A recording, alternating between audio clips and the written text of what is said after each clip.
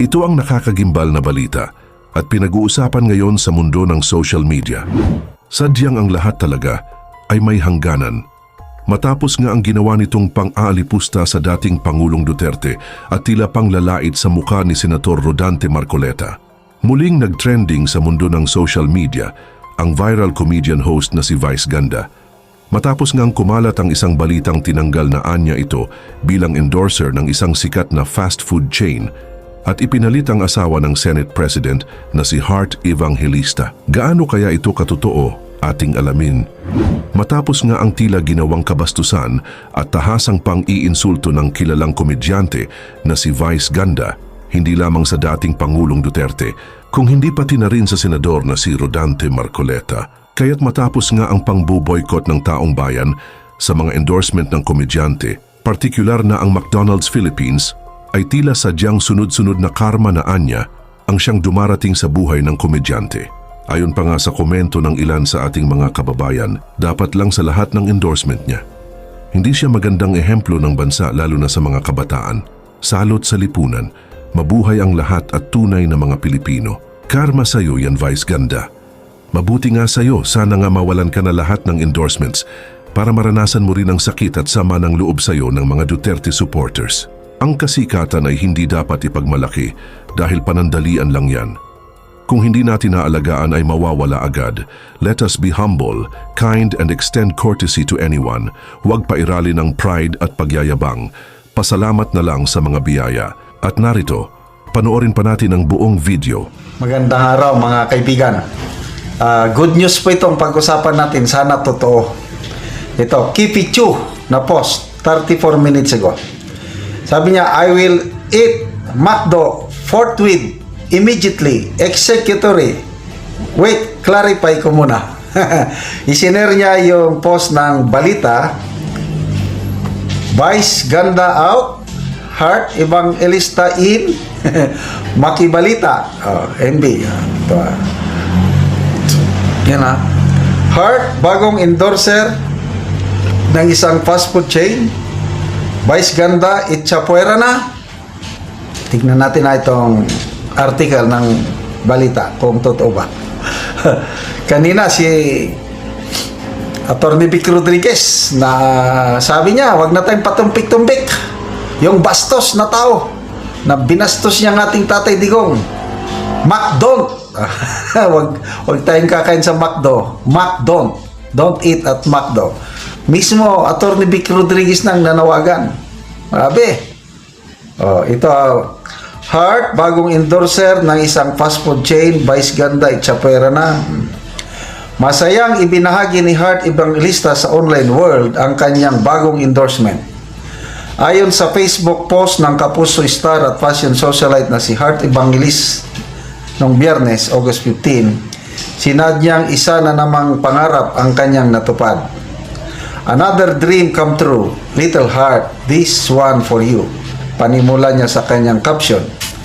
Makikita rin sa post ang tila behind the scene photos ng advertisement ni Hart loob ng sikat na fast food chain ng McDonald's o McDo. I can't even put into words how much love and gratitude I feel right now. McDo PH, thank you for all the love you've given me. I can't wait to share that with everyone. Aniya. The best dreams are the ones we get to pay forward. Sabi pa ni Hart. Matatanda ng pinanawagan umano ng mga Duterte supporters na i-boycott lahat ng brand na ini-endorso ni Vice Ganda, particular ang nabanggit na fast food chain dahil sa naging joke nito sa concert niya kamakailan.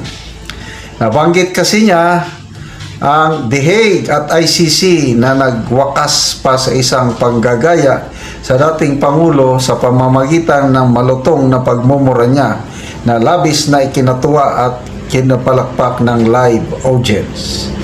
Samantala, wala pang pahayag si Vice Ganda kaugnay sa bagong endorser ng McDo. Ganon din ang fast food chain kung tuluyan na nilang initsapera ang komedyante. Ayon ang balita. Ano sa tingin nyo? Matutuloy na kayo ito? Magbasa muna tayo sa mga comments ha. Comments. Nabasa ko rin kanina post ni Mr. Real Talker. Ganon din ang kailang puros alanganin. Okay. So, ito po yung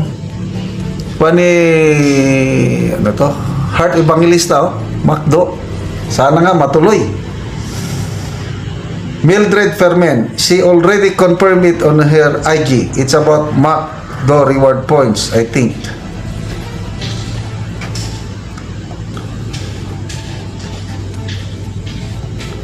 Lola, no, there's no announcement that Vice Ganda is out. Heart could be just a supplementary. Don't pa rin still until announced.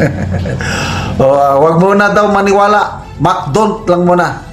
Wag muna tayong kakain.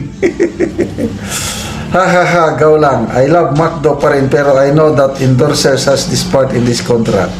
They should refrain from any scandals that may drag their names in bad light.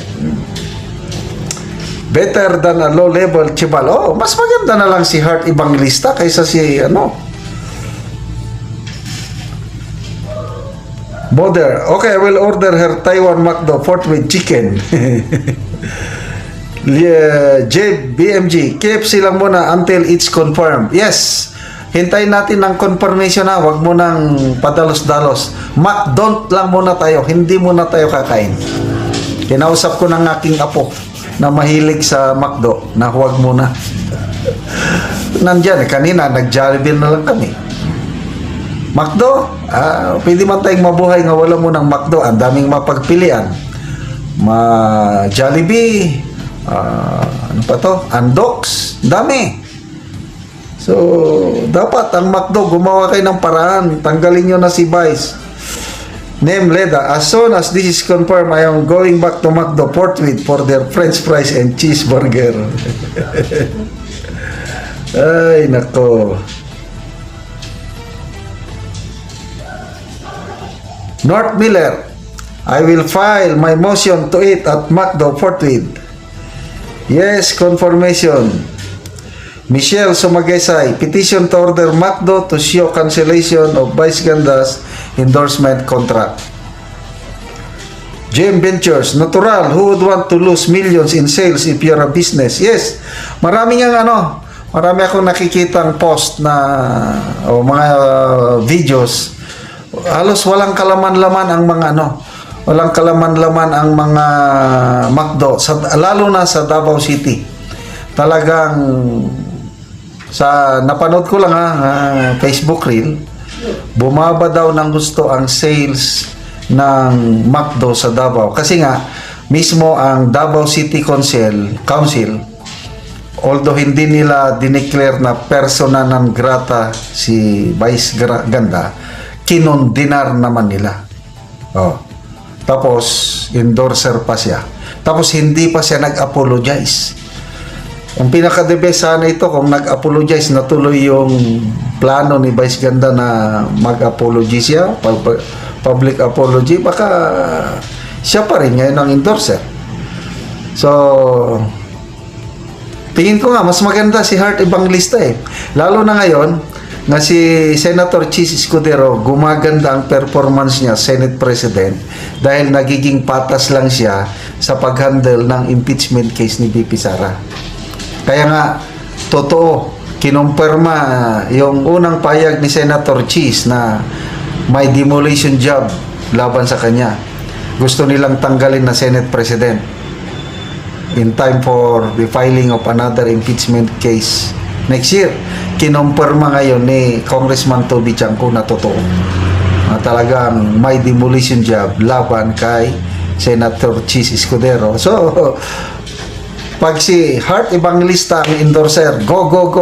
Kakain na tayo sa kasi nga, para suporta rin natin kay Senator Chis Escudero na sa kanyang pagiging patas sa pag-handle ng impeachment case.